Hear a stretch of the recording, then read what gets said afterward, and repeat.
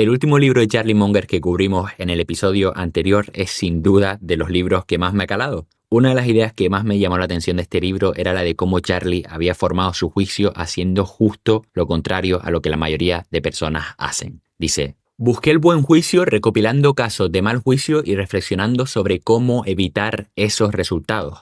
Charlie educaba a sus hijos exactamente de la misma forma, a la inversa, les hablaba sobre casos en los que otras personas habían tomado decisiones equivocadas y las consecuencias que dichas decisiones habían tenido. Una de sus hijas decía: mi padre no tenía rival describiendo resultados desastrosos y las lecciones que se podían sacar de ellos. Charlie repetía constantemente esta idea de que a largo plazo obtienes una ventaja enorme cuando pones tu foco en no ser estúpido de forma consistente en lugar de intentar ser brillante. Algo que todas estas biografías demuestran es que es muy difícil repetir los éxitos de estos emprendedores, pero es terriblemente fácil cometer los mismos errores que ellos. Incluso las personas más brillantes del mundo y de la historia cometen los mismos errores una y otra vez. Charlie decía: si ponemos nuestro foco en no cometer los mismos errores que otras personas, obtendremos una ventaja enorme. Y eso es justo lo que vamos a hacer hoy. Hoy vamos a hablar de las decisiones que una compañía tomó, una compañía de hecho de las más grandes de la historia en su sector, que le acabaron llevando a la bancarrota. De nuevo, como en episodios anteriores, el objetivo de este episodio no es criticar las decisiones de estos emprendedores, sino aprender de su experiencia para con suerte no tropezar con las mismas piedras que ellos.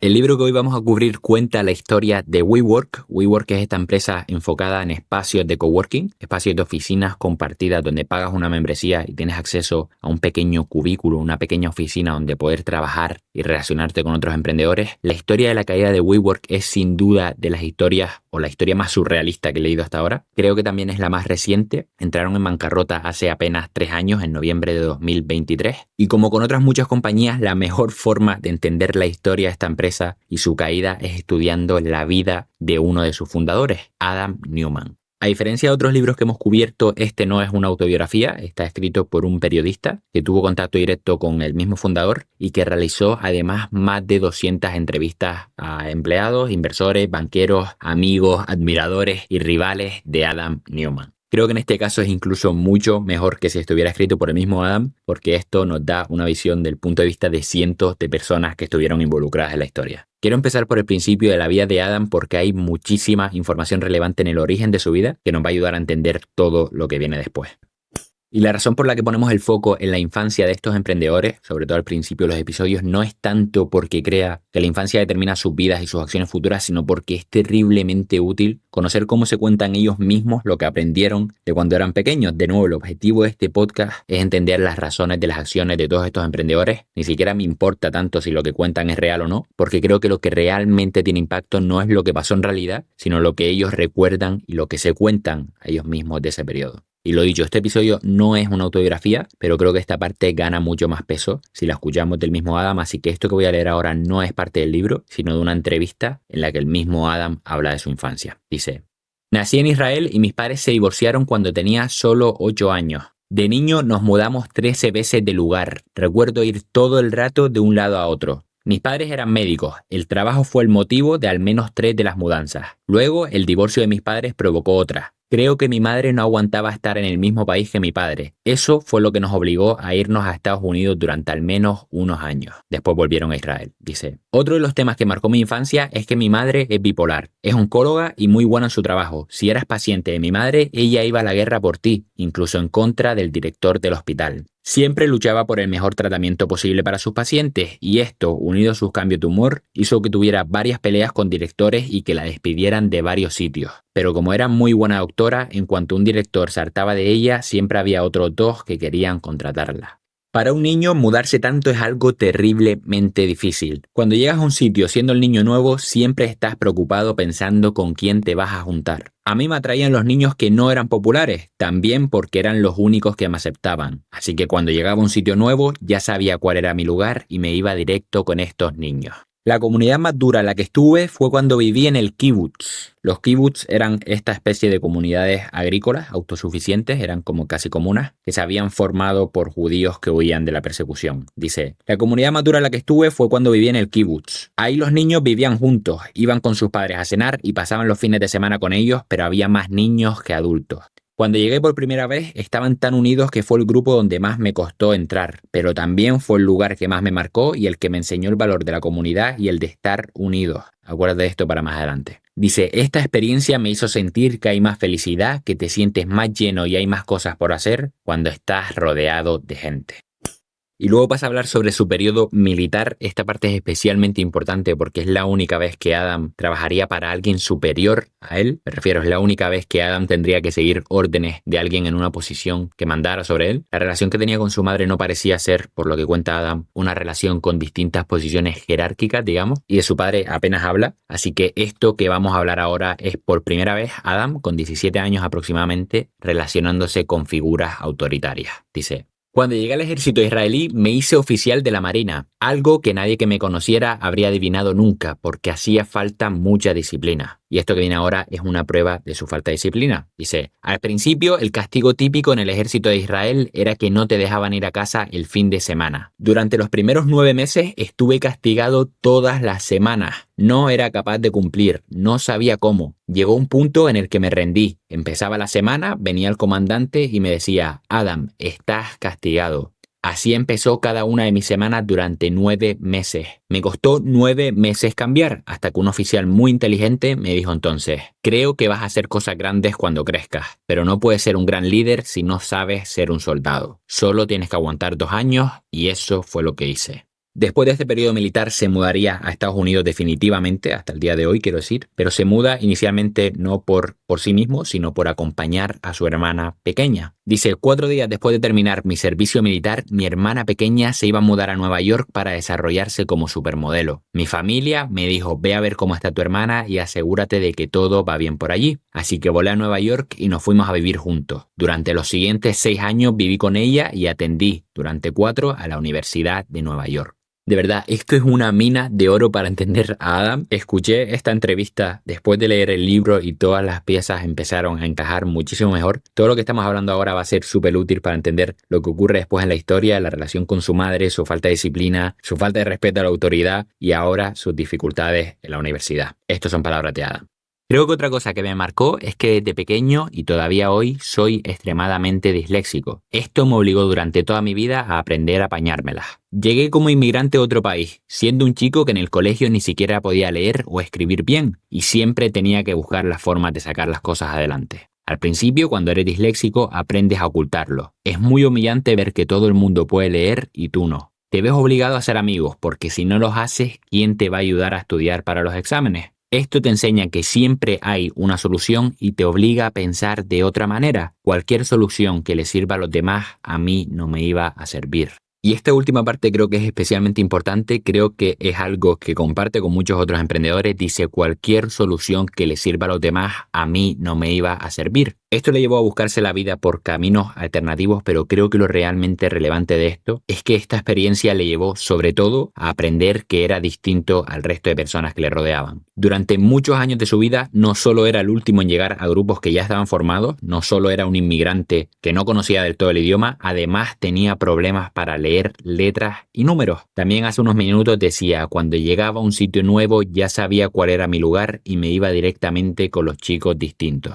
Y creo que la distancia entre esta idea de lo que sirve para otros no sirve para mí y la idea de que las reglas que aplican a otros no aplican a mí no es demasiado grande. Creo que son ideas complementarias, digamos. Esto me recordó a Steve Jobs aparcando todos los días en el parking de minusválidos o encontrando un vacío legal para no utilizar la matrícula en su coche. O a Michael Dell, por ejemplo, intentando competir contra IBM con un presupuesto de $1,000 y desde el dormitorio de la universidad. Muchos de los emprendedores que hemos cubierto por unos motivos u otros sienten que son en cierta medida distintos al resto de personas, que el camino que otros persiguen no les servirían a ellos y que las reglas que otros aceptan no son necesariamente aceptables para ellos. Volvemos a Adam, lo habíamos dejado con él llegando a la universidad y chocando directamente con sus problemas para leer. Dice, cuando llegué a la universidad me metí en el programa de emprendimiento. Quería ser emprendedor. Hicieron un concurso con un premio de $50,000 y una inversión para arrancar la idea. Busqué a los que me parecieron los mejores compañeros. Otra vez, gracias a mi dislexia, estaba muy acostumbrado a localizar a los mejores de la clase. Tenía una idea de negocio que se llamaba Concept Living. Iba a ser una nueva forma de vivir. Por aquel entonces vivía en un edificio de apartamentos con mi hermana y me alucinaba que subiéramos y bajáramos en el ascensor y nadie se saludara. Me parecía fascinante, en el más sentido. Mi hermana y yo jugábamos a ver cuánta gente conseguíamos saludar. Me di cuenta de que si hablabas con suficiente gente, los unías y la energía del edificio cambiaba. Y esto que vamos a hablar ahora no lo dice en esta entrevista, pero lo ha comentado en otros lados. En cuanto se dio cuenta de este problema, Adam convenció a su hermana para hacer una especie de competición. Durante un mes tenían que hacerse amigos de tantos vecinos como pudieran. Medían el éxito de cada uno de ellos en función de si eran capaces de llamar a la puerta de alguien para pedir un café, por ejemplo, o algo más fuerte con total confianza. A raíz de esto, el edificio y los vecinos se volvieron más amables entre ellos, empezaron a organizar fiestas de bienvenida para los nuevos inquilinos y despedidas con regalos para los que se iban. Cambiaron literalmente la forma en la que las personas de su edificio se relacionaban. Fue de esta competición de este mes que le surgió la idea de negocio para el concurso de la universidad. Dice: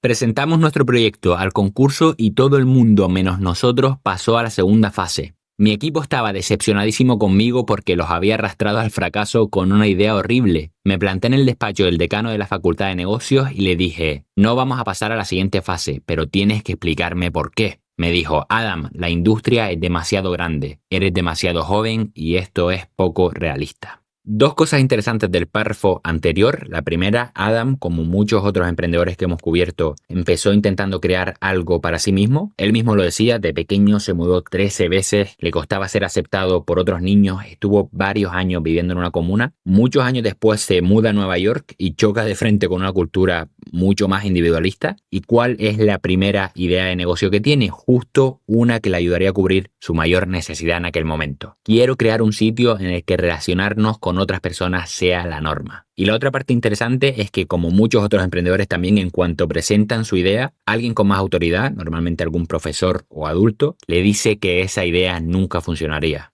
Justo en el episodio de Charlie nombrábamos a Federal Express, que es más conocida como FedEx, esta empresa de envío de paquetes. Lo interesante de la historia de FedEx es que es muy parecida a esto que estamos hablando. Mientras estaba en la universidad, Fred Smith, que acabaría siendo el fundador de FedEx, presentó su idea de negocio en un ensayo y le pusieron una C-, que acabaría siendo como un 5 o 6 en España. El profesor, como Adam, le dijo algo muy parecido, decía: esto es inviable, lo que propones es demasiado caro y tampoco hay una necesidad real de tal servicio. Hoy FedEx es la empresa más grande de paquetería de Estados Unidos en facturación, con una media de 16 millones de entregas diarias. Pero una de las diferencias entre Fred Smith y Adam es que Adam al principio cedió y dejó la universidad cuando le quedaban solo 4 créditos para graduarse. Todo esto para enfocarse en un negocio, pero muy lejano del que había propuesto en el concurso.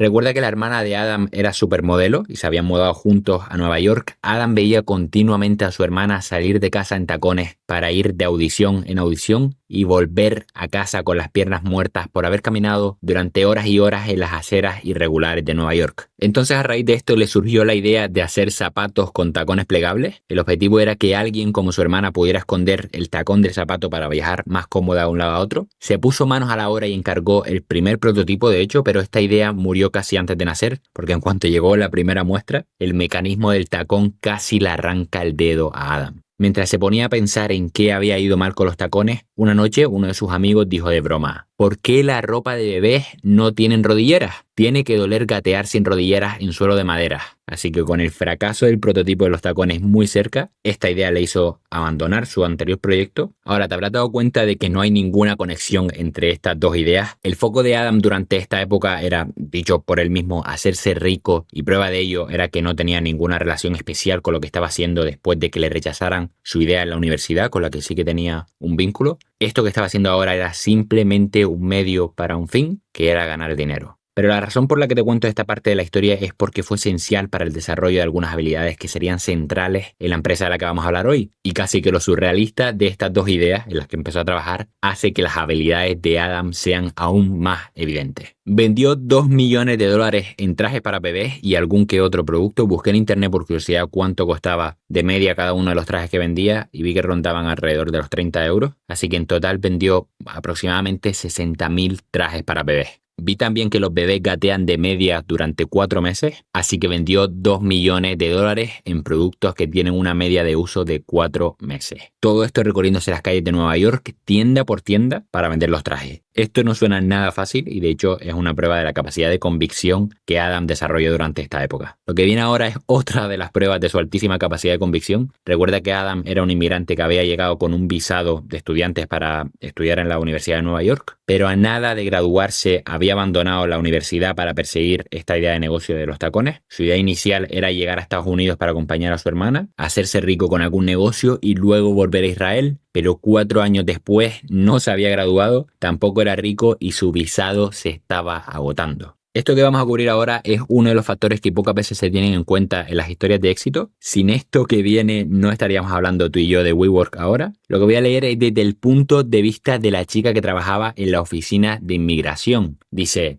en 2007, Estela Templo estaba sentada en su despacho de un bufete de abogados especializados en inmigración. Templo intentaba no perder el hilo mientras Adam le explicaba su situación. Había consultado a varios abogados de inmigración en la ciudad y ninguno le había dado muchas esperanzas. Si no encontraba una solución pronto, tendría que irse del país. A Templo la conversación le resultó agotadora y difícil de seguir, pero había algo atrayente en esa energía frenética de Adam Newman. Era divertido hablar con él, aunque no tuviera del todo claro si tomárselo en serio. Cuando Templo le preguntó qué quería hacer, Adam le respondió al momento: espero dejar un impacto positivo en el mundo. Templo dio con un visado reservado para personas con habilidades extraordinarias en las ciencias, la educación, los negocios o el atletismo. Este visado era la excepción pensada para que la gente en el 1% superior de cada sector pudiera quedarse en el país. Ni siquiera sé si tú mismo te crees que eres extraordinario, le dijo Templo a Adam. Ahora mismo, le respondió Adam, yo tampoco estoy seguro. Templo se puso manos a la obra con la solicitud y para principios de 2008 el papeleo había funcionado. Adam podía quedarse. Y a partir de ahora es cuando empiezan a ocurrir las cosas que llevarían a Adam a trabajar en WeWork. La primera cosa que ocurrió, y probablemente la más relevante, es que conoce a su mujer, Rebecca, una de las personas que más impacto tuvo en las decisiones de WeWork. Adam dice que en una época en la que estaba sin rumbo, que era justo cuando se conocieron, nadie le había hablado tan claro como ella. Ellos mismos cuentan que en la primera cita le dijo que solo decía gilipolleces y que era un mal emprendedor porque ni siquiera pudo pagar el taxi de vuelta de la cita.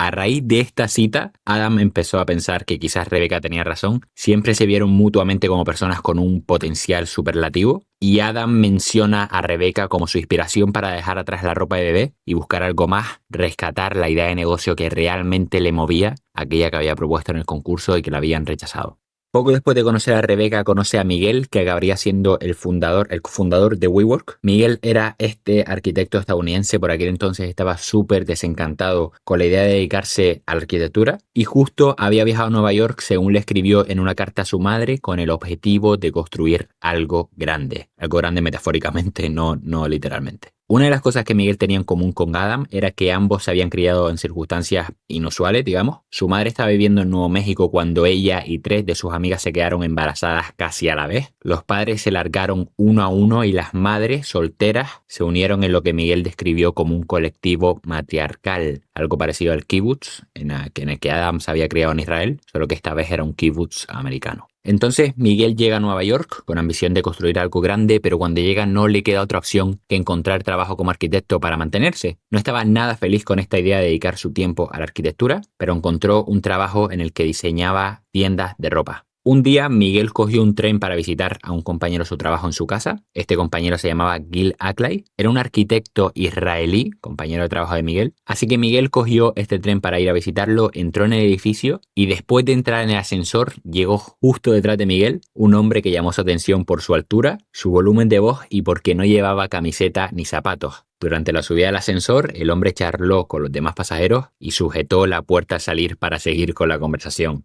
El hombre se presentó como el compañero de piso de Gil Aklai, el compañero de trabajo de Miguel, y su nombre era Adam Newman. Dice, Miguel no estaba muy seguro de qué le atraía de Adam. Los dos eran hijos de madres solteras y venían de crianzas atípicas. En casi todo lo demás eran polos opuestos. Más adelante en este libro hay una frase en la que comparan a Adam con Miguel y dicen, Adam era un Red Bull y Miguel era té de manzanilla.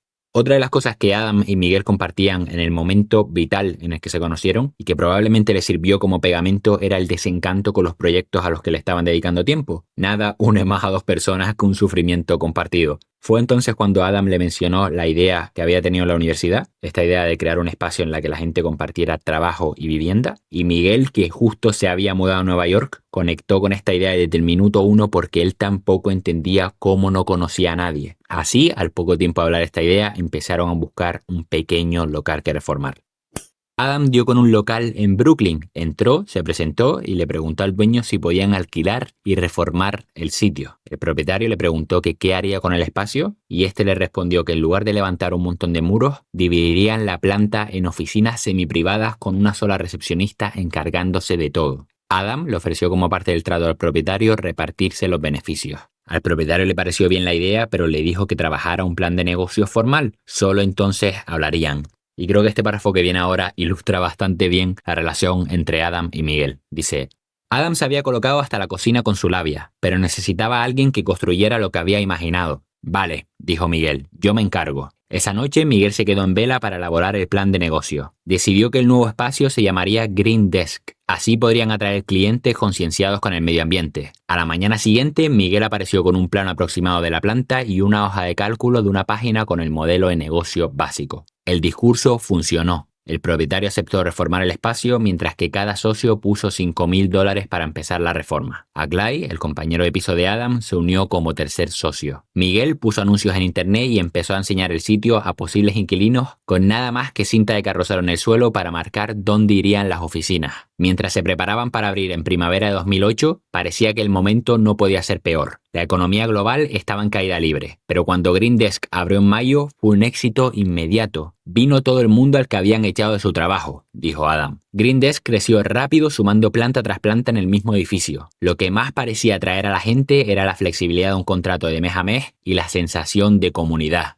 El propietario del local quería expandir Green Desk al resto de su cartera inmobiliaria en Brooklyn, pero Adam y Miguel habían empezado a pensar más grande. Esto podría ser algo nacional, tal vez incluso mundial. En 2009, los tres socios vendieron sus participaciones de Green Desk al propietario del local. Cada uno había ganado $500,000. Aglai, el compañero de piso de Adam, decidió que su parte era más que suficiente y se volvió a Israel. Adam no estaba listo para volver a casa. Quería más. Con el compañero de piso de Adam volviendo a Israel, Miguel y el mismo Adam acordaron invertir todo el dinero que habían conseguido en su pasada aventura en la siguiente aventura, en la que entrarían como iguales con el mismo espíritu de colaboración que esperaban fomentar en sus nuevos espacios de oficina. Una de las primeras decisiones que tomaron para este nuevo proyecto era decidir el nombre. Querían algo que transmitiera ese espíritu comunitario y tras varios meses de lluvia de ideas dieron con el nombre perfecto: WeWork. Ahora necesitaban de nuevo un espacio para poner en práctica este nuevo negocio. Adam conoció a un tal Joel Scriber, creo que el apellido es alemán, lo estoy pronunciando mal seguro. Ambos se subieron a un coche y estuvieron hablando de esta idea de negocio durante horas. Joel salió de aquel coche impresionado sobre todo por el carisma y la energía de Adam, y esta conversación terminó con el pecado original de la valoración desmedida de WeWork. Joel no tenía un edificio que ofrecerles, pero sí que tenía dinero y quería invertir en el negocio. ¿Cuánto pensaban Adam y Miguel que valía su hipotética empresa? Los cofundadores no buscaban tener un tercer socio, pero pensaron que no pasaría nada por soltar una cifra disparatada. Al día siguiente le dijeron a Joel que WeWork, que no tenía ni un solo espacio, valía $45 millones. Sin hacer preguntas ni poner pegas, Joel aceptó aportar 15 millones para financiar la idea a cambio de un tercio de la empresa que aún no existía.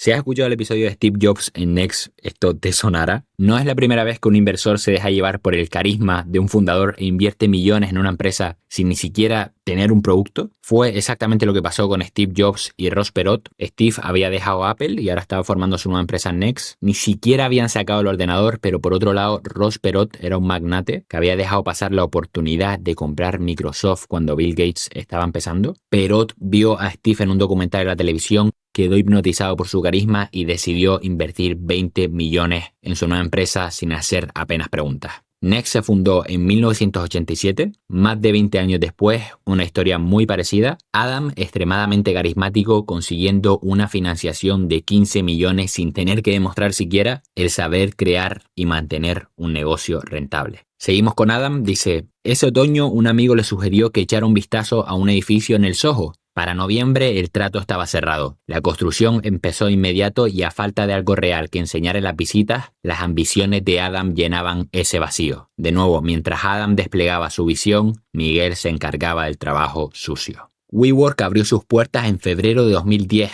con 17 inquilinos. No era el sitio más barato de Nueva York, pero la gente estaba dispuesta a pagar el precio por el diseño cuidado, las condiciones flexibles y la sensación de comunidad. ¿Necesitas un abogado? Tienes uno a 5 cubos de cristal de tu pequeña oficina. Ser algo más que una oficina era fundamental en la forma en la que Adam y Miguel querían posicionar su empresa. Un lugar donde los jóvenes emprendedores pudieran construir el prototipo de un tagón plegable y luego dejarlo si fracasaba sin el lastre de un contrato de alquiler a largo plazo. Varios meses después, y a medida que se llenaba la primera localización, empezaron a buscar un local para abrir otra. Encontraron un edificio en la Quinta Avenida, cerca del Empire State. El propietario buscaba 6 empresas distintas para ocupar cada uno de los 6 pisos disponibles. Pero después de una visita de 15 minutos, Adam le dijo que quería el edificio entero. Meses después de haber nacido, estaban buscando ocupar 6 pisos en un edificio en la Quinta Avenida, que es probablemente la calle más famosa del mundo, si no una de las más famosas. Y de nuevo, aquí no solo entra el músculo económico que ahora tenían gracias a la inversión de 15 millones, sino también la capacidad de convicción de Adam. En cuanto le dijo al propietario que quería el edificio entero, este le respondió, ¿quién eres?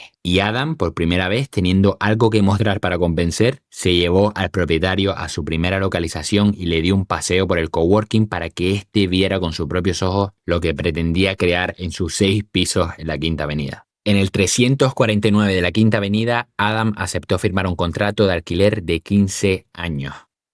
Y volviendo a los parecidos entre Next y WeWork, esta misión de construir comunidad que Adam predicaba tanto era también lo que hacía que muchos empleados dejaran sus trabajos estables pero aburridos en otros sitios para venir a trabajar a WeWork. La promesa de Adam y Miguel de que WeWork estaba ayudando a construir una forma mejor de trabajar era su principal herramienta de reclutamiento. Otra de las cosas que estas dos empresas compartían, aparte de una misión aspiracional, era que ambas tenían una ambición gigantesca. Incluso desde el principio, Adam ya imaginaba una empresa con 100 localizaciones y les decía a sus amigos que estaba construyendo un negocio de 100.000 millones de dólares. En una conferencia inmobiliaria, de hecho, Adam le preguntó a un asistente qué empresa alquilaba más espacios de oficinas en Nueva York. La respuesta fue JP Morgan, que es un banco, uno de los bancos más grandes del mundo. Adam solo tenía, de momento, unos pocos locales, pero dijo que tenía intención de superar al banco.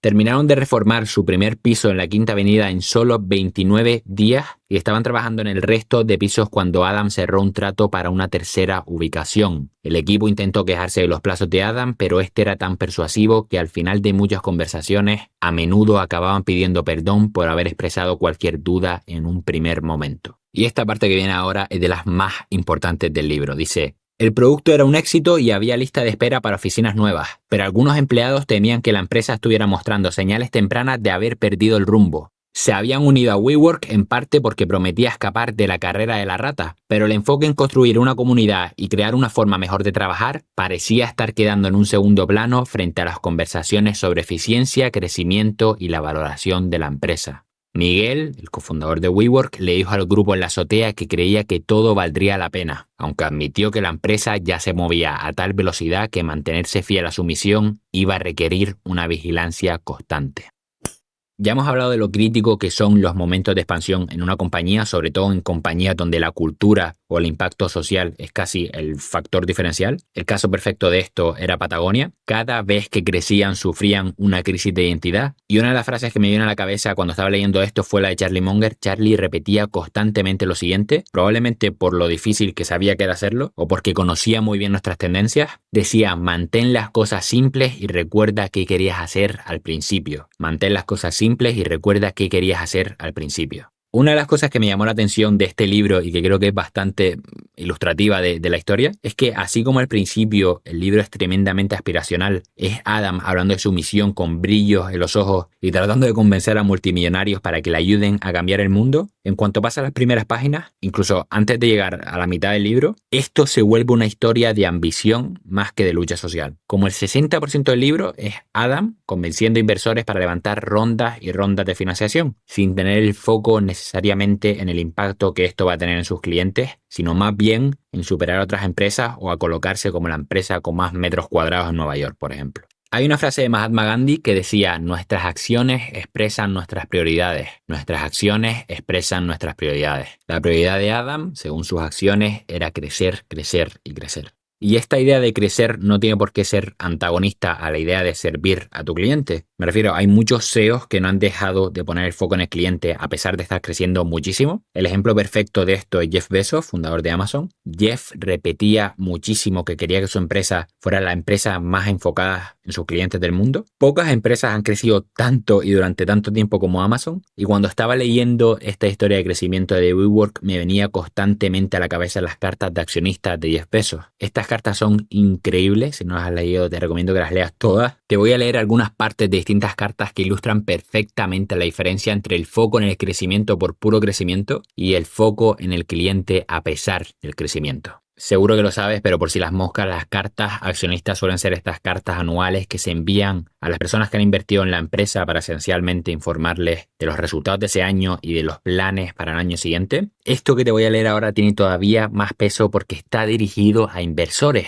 no a clientes finales, y también porque Amazon necesitaba un tamaño enorme para funcionar como empresa. Esta carta es de 1997. Dice: desde el principio, nuestro enfoque ha sido ofrecer a nuestros clientes un valor convincente. Seguiremos centrándonos incansablemente en nuestros clientes. Bajamos los precios drásticamente, aumentando así aún más el valor para el cliente. El boca a boca sigue siendo la herramienta de adquisición de clientes más poderosas que tenemos. Clientes, clientes, clientes. Nuestro objetivo sigue siendo continuar consolidando y ampliando nuestra marca y nuestra base de clientes. Esto requiere una inversión sostenida en sistemas e infraestructura, todo para ofrecer comodidad, selección y servicio al cliente mientras crecemos. Fíjate que habla de servir mientras crece. De nuevo, el orden en el que deciden hablar de estas cosas también nos da información. Dice: sin duda, una gran parte del reto para nosotros no residirá en encontrar nuevas formas de ampliar nuestro negocio, sino en priorizar nuestras inversiones. Vamos ahora con la carta de 1998. Mira cómo la abre.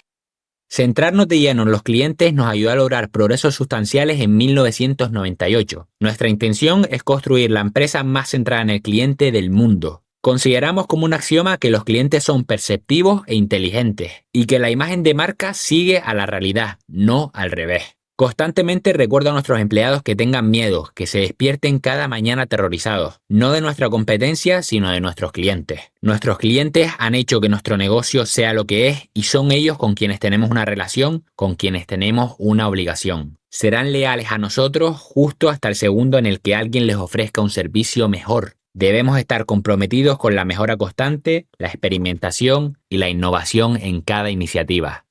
Y cierro con una carta de 2016. Dice: hay muchas cosas en las que puedes poner tu atención dentro de tu negocio. Puedes centrarte, por ejemplo, en la competencia, en el producto, en la tecnología, en el modelo de negocio. Pero a mi modo de ver, el foco obsesivo en el cliente es con diferencia el que más te protege. Un enfoque centrado en el cliente tiene muchas ventajas, pero esta es la principal. Los clientes están siempre maravillosa y bellamente insatisfechos. Incluso cuando los clientes todavía no lo saben, siempre quieren algo mejor. Tu deseo de servir a los clientes te impulsará a inventar en su nombre. Esto requiere que experimentes con paciencia, aceptes los fracasos, plantes semillas, protejas los brotes y apuestes fuerte cuando veas que el cliente está encantado. Una cultura obsesionada con el cliente es la que mejor crea las condiciones para que todo esto suceda. Y este espíritu de búsqueda infinita de la mejora me recordó la frase de Andy Grove que decía: solo los paranoicos sobreviven. De nuevo, Amazon es a día de hoy una de las empresas más grandes del mundo y también fue una de las más enfocadas en sus clientes desde el día 1. Estas cartas son 25 años de historia de la compañía y leyéndolas puedes ver las distintas etapas económicas y de tamaño que atravesaron, como el que ve las distintas capas de una montaña. En ninguna de esas etapas perdieron el foco en el cliente.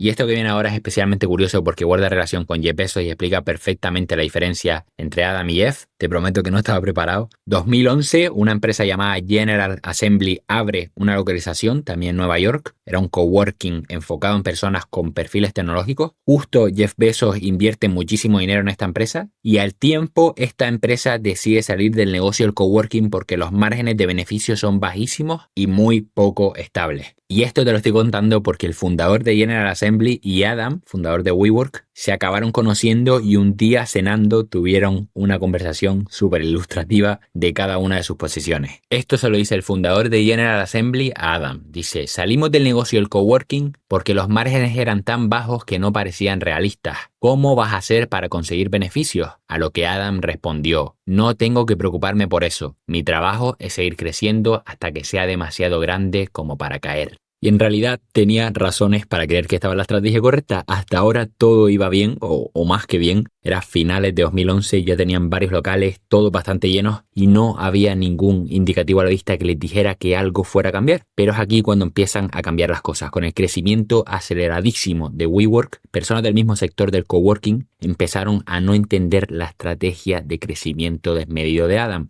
Una de estas personas que empezó a dudar fue Liz Elam, que de hecho era la fundadora de la conferencia más grande del mundo sobre negocios de coworking, alguien que conocía este modelo como la palma de su mano. En una de estas conferencias se encontró con Adam y empezaron a hablar sobre esto. Dice, Elam señaló que nadie había encontrado con éxito una forma de escalar el sentimiento de comunidad, lo cual requería tiempo, esfuerzo y un toque personalizado que chocaba con el crecimiento tan rápido que Newman estaba llevando a cabo. Por eso voy a contratarte, le dijo Adam a Elam. Si no te unes a mí, competirás conmigo y perderás.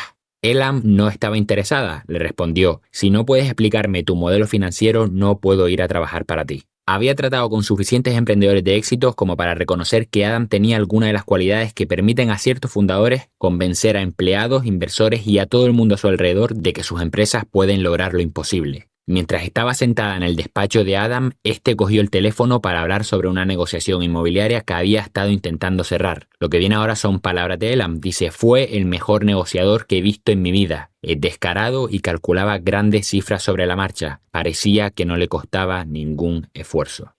Y esta capacidad superlativa de convencer a otras personas es sin duda una de las características que muchos emprendedores exitosos comparten, pero por primera vez leyendo este libro vi que esta habilidad no siempre lleva a escenarios positivos y que de hecho, si no es complementada o balanceada con otras habilidades o con personas con perfiles totalmente distintos, es muy peligrosa por sí sola. Hace poco escuché a alguien, no recuerdo a quién exactamente, decir algo así como que tu mayor ventaja puede convertirse en tu mayor desventaja si la llevas demasiado lejos. Si pienso en todos los emprendedores más carismáticos que conozco, todos, sin excepción, han tenido éxito una vez han conseguido rodearse de personas complementarias. Parece que esta estrategia de rodearse de perfiles totalmente distintos a lo tuyo es una forma de no llevar demasiado lejos estas habilidades. El ejemplo más simplón de esto es la pareja de Steve Jobs y Tim Cook. Tim Cook es el actual CEO de Apple, llegó a Apple en 1997, de hecho fue el mismo Steve el que llamó a Tim con una Apple casi en bancarrota para convencerlo de que dejara su trabajo en Compaq y viniera a rescatar Apple. Esta era la versión 2.0 de Steve, digamos, ya había pasado por Pixar y por Next, había aprendido de muchos de sus errores y precisamente estaba llamando a Tim porque necesitaba a alguien que hiciera las cosas funcionar.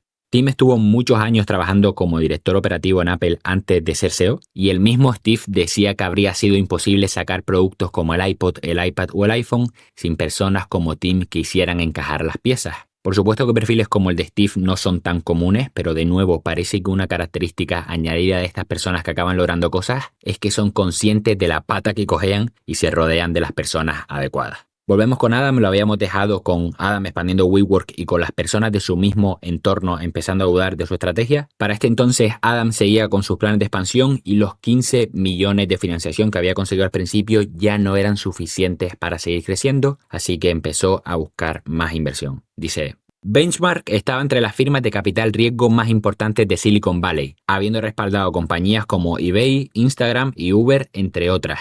Adam convenció a uno de los cofundadores de la firma de que la única forma de que entendiera qué hacía WeWork diferente era visitar Nueva York y verlo por sí mismo. De nuevo, exactamente lo mismo que hizo con el propietario de la Quinta Avenida, del edificio de la Quinta Avenida, se llevó a este inversor a una de las oficinas de WeWork para darle un paseo y convencerlo, y de nuevo funcionó. Dice: los socios de Benchmark eran escépticos, pero Bruce, que era este inversor con el que había hablado Adam por teléfono, dice, pero Bruce seguía con curiosidad. Admitió que le interesaban menos los números de fondo que cómo se sentía en WeWork. El hecho de que allí estaba pasando algo que no podías explicar del todo. Benchmark decidió darle una oportunidad a Adam. Démosle algo de dinero y ya se las apañará. La firma invirtió $16,5 millones en la ronda de financiación de Serie A. Esta inversión valoraba la empresa en $100 millones. Estamos en 2012. Esto muy probablemente también lo sabes, pero por asegurarnos de que estamos en la misma página, la valoración de una empresa es esencialmente el precio que la empresa y los inversores acuerdan que vale la compañía. Esto se suele calcular en base a varias métricas financieras, pero en realidad es solo una estimación del potencial de la compañía. Esto se hace para ver cómo de grande es el trozo de pastel que los inversores se llevan cuando hacen una inversión. Si evalúan la empresa en 100 millones, como en este caso, y los inversores pagan 10, entonces se llevarían un 10% de la compañía. Benchmark invirtió 16,5 millones con una valoración de 100 millones, así que obtuvo un 16,5% de la compañía. Pero más importante que esto, esta inversión no solo fue gasolina, sino también la validación perfecta para la ambición de Adam. Mientras tanto, el equipo de WeWork se vio dedicando gran parte de su tiempo simplemente asegurándose de que la estructura interna de la empresa pudiera seguir el ritmo de su crecimiento. Uno de los ingenieros de software dijo: nuestro sistema se sostiene con chicles y oraciones. Las operaciones de WeWork dependían de un popurrí de hojas de cálculo desorganizadas. Adam estaba empeñado en construir todos ellos mismos, pero algunos empleados cuestionaban el valor de crear estos sistemas desde cero. ¿Por qué no comprar software de otros gigantes tecnológicos en lugar de apoyarse en el pequeño equipo de desarrolladores de la empresa? En este caso, construir el software internamente era crucial para presentar a WeWork como una empresa tecnológica y encontrar nuevas formas de ganar dinero. Déjame que te lea una parte de la carta de Jeff Bezos que me acaba de recordar a esto para que veas la diferencia. Dice: sin duda, gran parte del reto para nosotros no residirá en encontrar nuevas formas de ampliar nuestro negocio, sino en priorizar nuestras inversiones. Ahora volvemos a WeWork. Dice: en este caso, construir el software internamente era crucial para presentar a WeWork como una empresa tecnológica y encontrar nuevas formas de ganar dinero. Esperaban que esto les sirviera para vender bienes y servicios de los cuales WeWork podría llevarse una comisión, además de acceder a mayores inversiones por presentarse como una empresa de software. Sin embargo, por mucho que quisieran parecerlo, algo que les diferenciaba de una empresa de software era que ésta podría operar durante años con la inversión de Benchmark. Por otro lado, los costes de su contrato de alquiler, las reformas y las operaciones del día a día de WeWork eran mucho mayores y requerían de más financiación para mantener el ritmo de crecimiento que Adam estaba prometiendo. Prueba de esto es que al cabo de unos meses volvieron a quedarse sin dinero. La última valoración de empresa de la que hemos hablado, que ocurrió hace unos meses, fue con un valor de $100. Unos meses después de esta valoración, llega otra firma ofreciéndoles invertir con una valoración de 220 millones. Adam rechaza la oferta porque le parece muy baja y a finales de ese mismo año otra firma de inversión llega para invertir 40 millones con una valoración de 440 millones, 4 veces más alta que la de hacía unos meses. Y esta parte que viene ahora es increíble. Dice: en 2013 WeWork cambió de oficina. Desde este nuevo espacio, al otro lado de la calle, tenía una vista que le resultaba todavía más satisfactoria a nivel personal. Podía ver el edificio donde 10 años antes le había suplicado a Stella Templo que le ayudara a quedarse en el país. Adam mantenía la sensación de que él y su empresa podrían hacer lo imposible, y todo el mundo, desde Miguel hacia abajo, encontraba más fácil buscar la manera de que las cosas sucedieran en lugar de cuestionar la sensatez de sus ambiciones. Estaba escuchando una entrevista de Miguel, el cofundador de WeWork. De hecho, era la primera entrevista que hacía después de muchísimos años de silencio. Y una de las cosas que dijo, y que creo que es muy importante en esta historia, es que mientras nosotros estamos viendo los peligros de este crecimiento desmedido y basado prácticamente en el carisma de uno de los fundadores, ellos estaban viviendo estos momentos con la convicción de que iban por el buen camino. De nuevo, es la desventaja, entre comillas, de saber cómo acaba la historia. Es mucho más difícil empatizar con ellos porque sabemos que esto no les llevó por el buen camino. Pero si este ejemplo nos puede servir de algo, es para ver lo complicado y también lo importante que es seguir revisándose cuando muchas señales a tu alrededor te dicen que vas de lujo. Hay una frase de Bill Gates que leí hace poco y que parecía que estaba hablando de este caso específicamente. Dice: el éxito es muy mal profesor. Seduce a las personas inteligentes haciéndoles creer que son invencibles.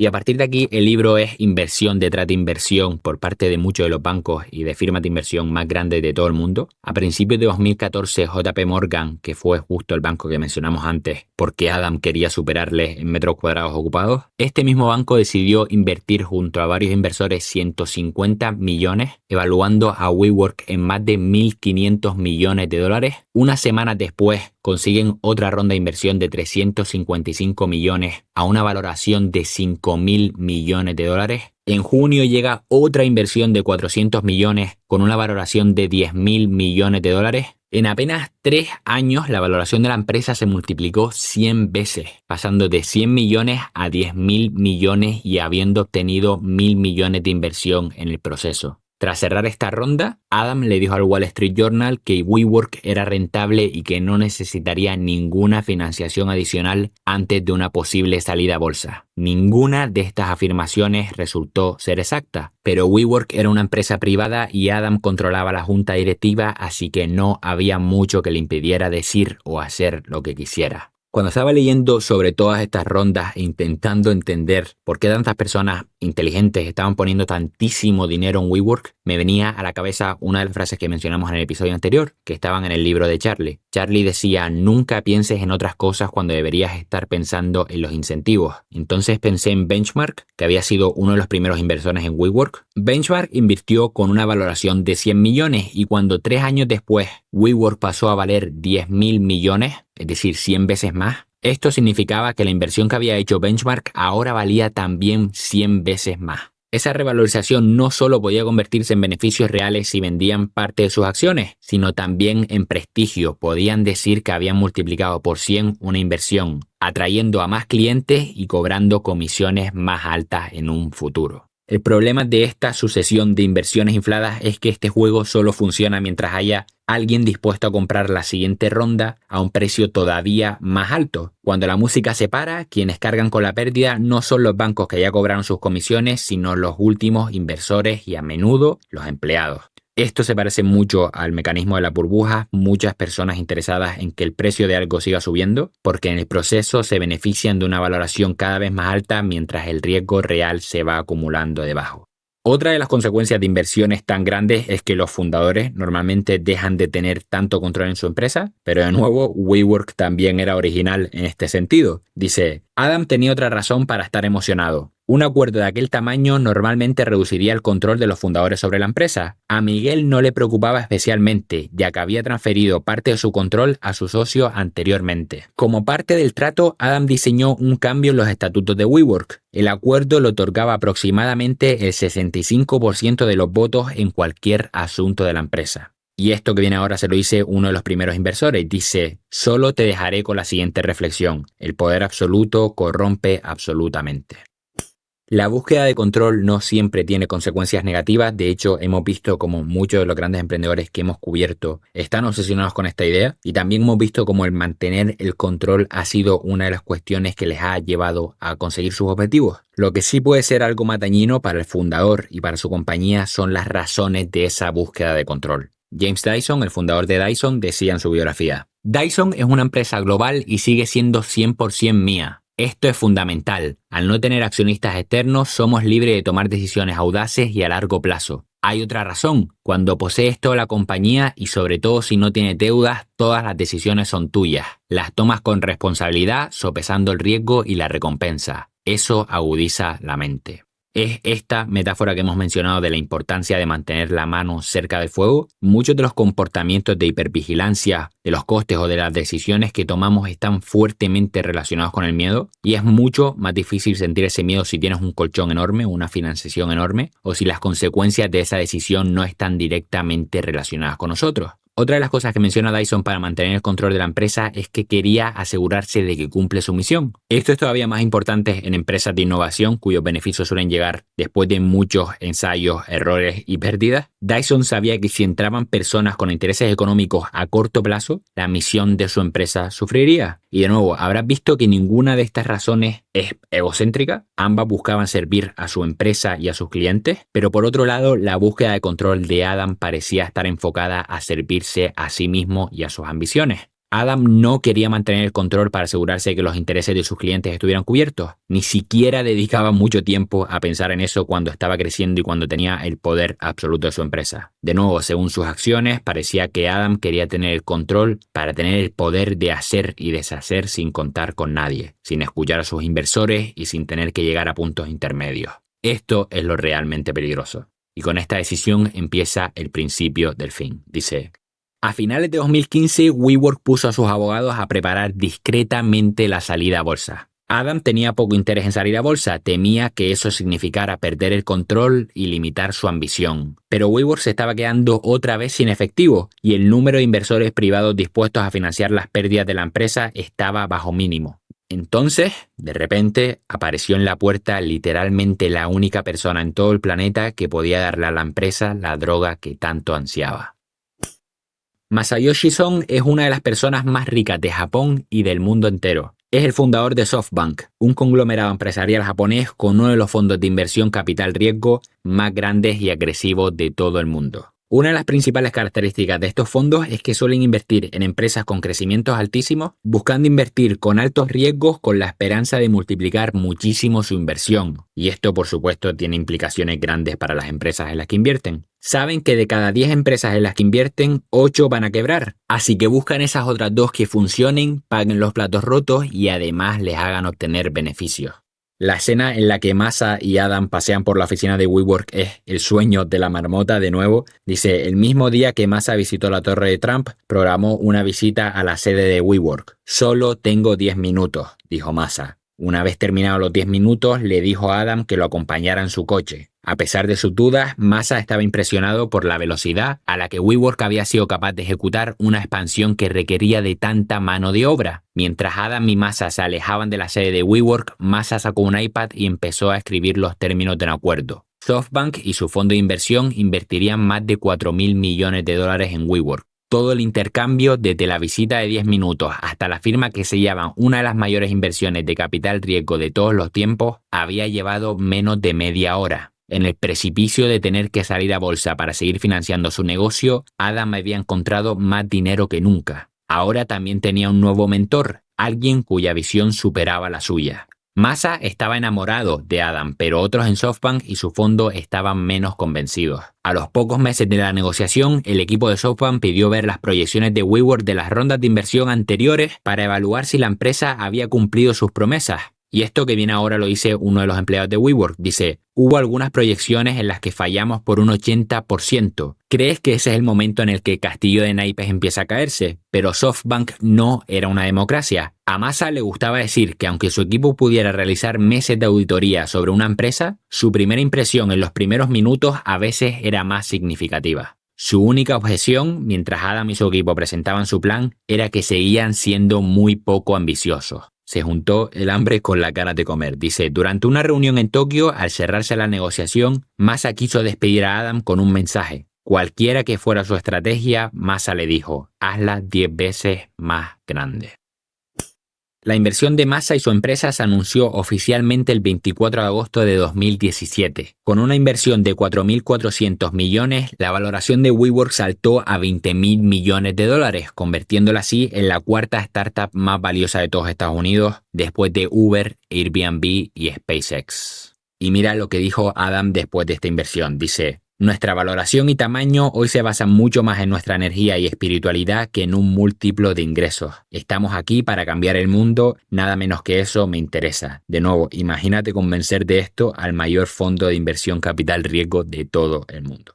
Y esto es justo lo que hablamos ahora de la dificultad de sentir el miedo cuando tienes un colchón tan grande. Dice: con el dinero de Masa en la mano, una calma pareció instalarse sobre Adam. Su vida estaba solucionada económicamente, pasara lo que pasara. Los ejecutivos de WeWork dijeron que el caos que tan a menudo impregnaba la empresa se calmó. Y este párrafo que viene ahora creo que es mi favorito de todo el libro. Dice: ahora Adam pasaba más tiempo surfeando. Decía que le traía algo de paz. Se fue de vacaciones a Hawái y una mañana 2 empleados de startups que trabajaban en empresas tecnológicas estaban remando mar adentro cuando lo vieron en el agua. Adam estaba tumbado en su tabla, agarrado a un par de cuerdas sujetas a la parte trasera de otras 2 tablas de surf, desde las cuales 2 guías locales lo remolcaban hacia las olas.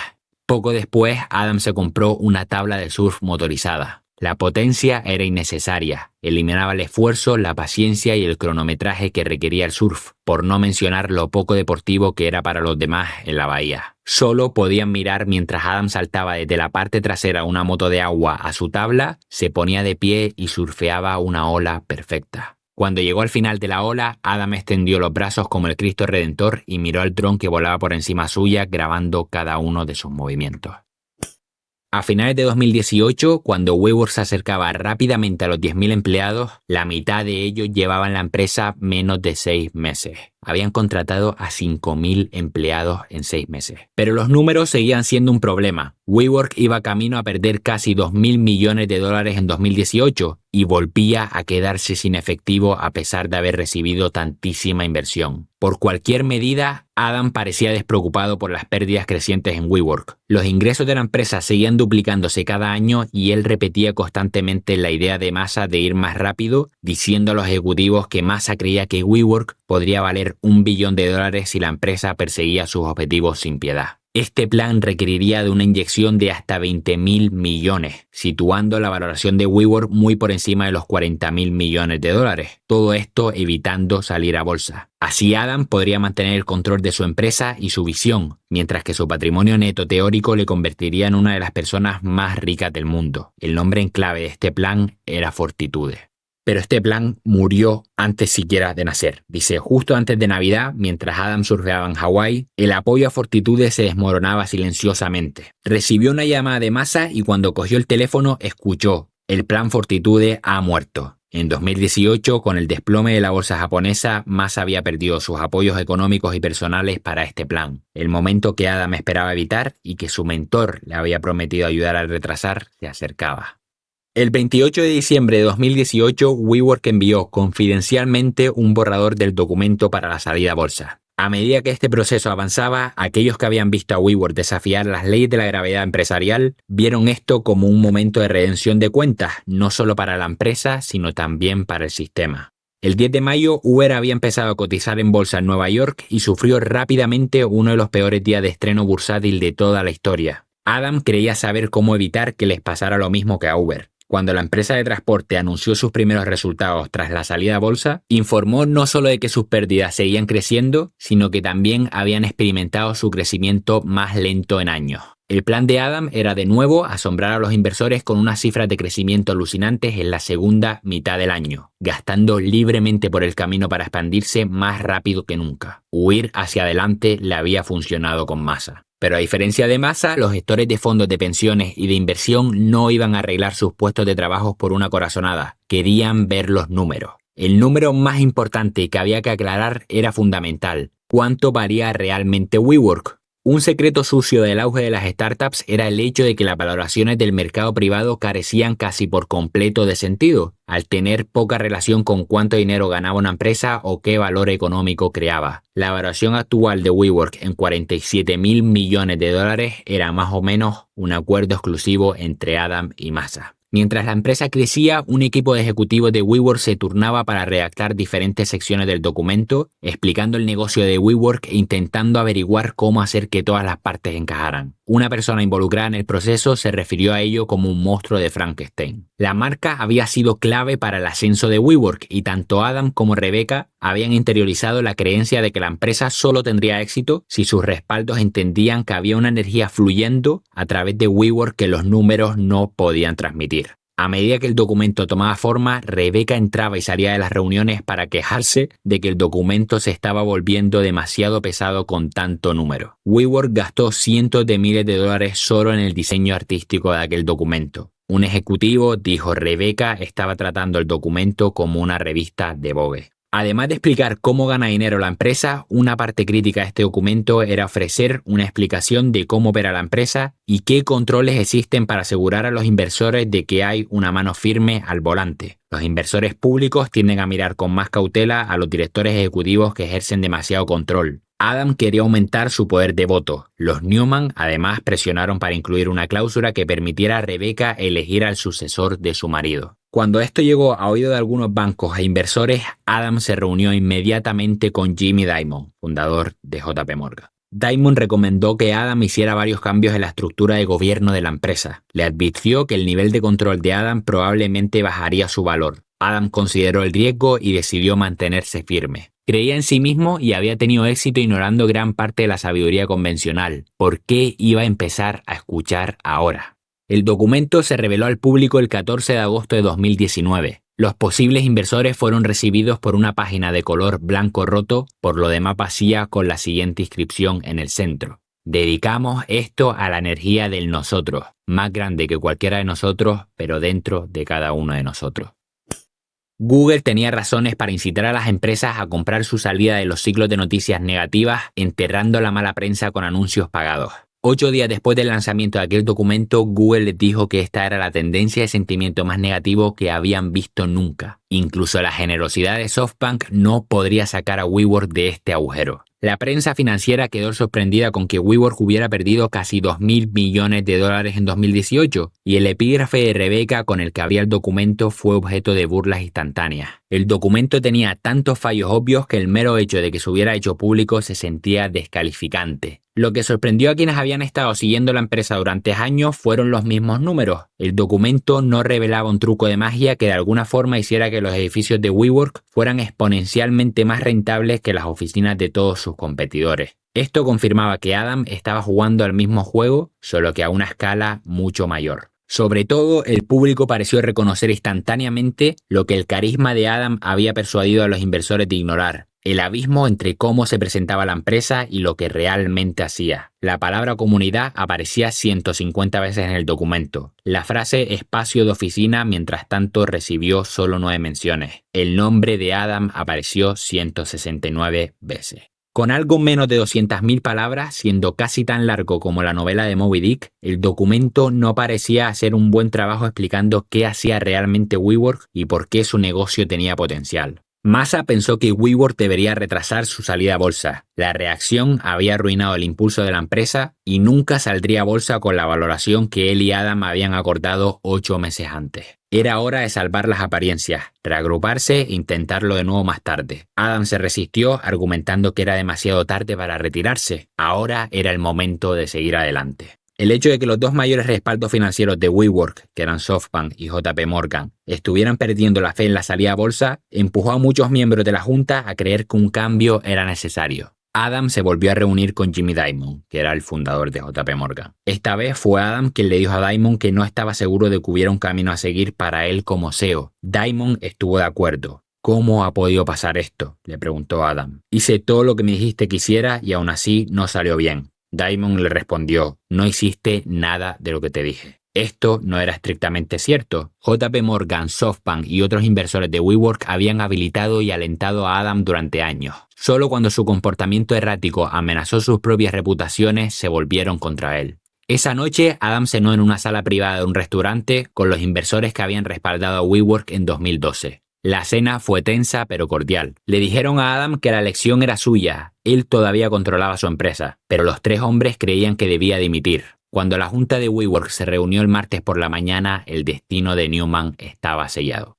Tras la renuncia de Adam, decidieron posponer la salida a bolsa indefinidamente. Adam había dejado de ser CEO, pero seguía estando en el consejo de accionistas. Se pidió a los gerentes que idearan planes que pudieran recortar el 20, el 40 o incluso el 60% de sus equipos. Faltaban pocas semanas para que se agotara el dinero y la empresa no podía permitirse pagar las indemnizaciones por despido. Una vez más, WeWork necesitaba más efectivo. Pasaron de estar valorados en 47.000 millones a ni siquiera tener dinero para pagar los despidos. Massa admitió después que había depositado demasiada fe en Adam. Hemos creado un monstruo, dijo. Empezó a decirle a los CEOs de las otras empresas en las que había invertido que conocieran sus límites. De una forma u otra, la situación de WeWork necesitaba una resolución. El acuerdo de salvación valoraba WeWork en $8.000 millones, aproximadamente una sexta parte de lo que Masa y Adam habían declarado que valía la empresa 9 meses antes. Como parte del trato, Adam podría vender potencialmente hasta $970 millones en acciones, un tercio de su participación restante. A cambio, Adam perdería sus acciones de Supervoto, dejaría su cargo de presidente y abandonaría WeWork con un acuerdo para no fundar un competidor de espacios de oficinas durante 4 años. Adam aceptó el trato. Con la financiación asegurada, WeWork podía ahora asegurarse los despidos. Despojado del trabajo en el que se había volcado durante más de una década, Adam no sabía qué hacer. Tenía una tarjeta en su escritorio para recordarse a sí mismo de 3 lecciones que esperaba sacar de su experiencia. Escucha, sé puntual, sé un buen socio. Y aquí lo vamos a dejar, como siempre. Si te ha gustado este episodio, asegúrate de que estás siguiendo a este podcast. Es la única forma que tienes de enterarte de próximos episodios. Me ayudarías muchísimo si le recomendaras este podcast a algún amigo o familiar al que crees que le podría interesar. Tu recomendación es el mayor regalo que le puedes hacer a este podcast. Como siempre, te dejo el link para que consigas una copia digital de este libro en las notas de este episodio. Muchísimas gracias por escuchar y hasta la próxima.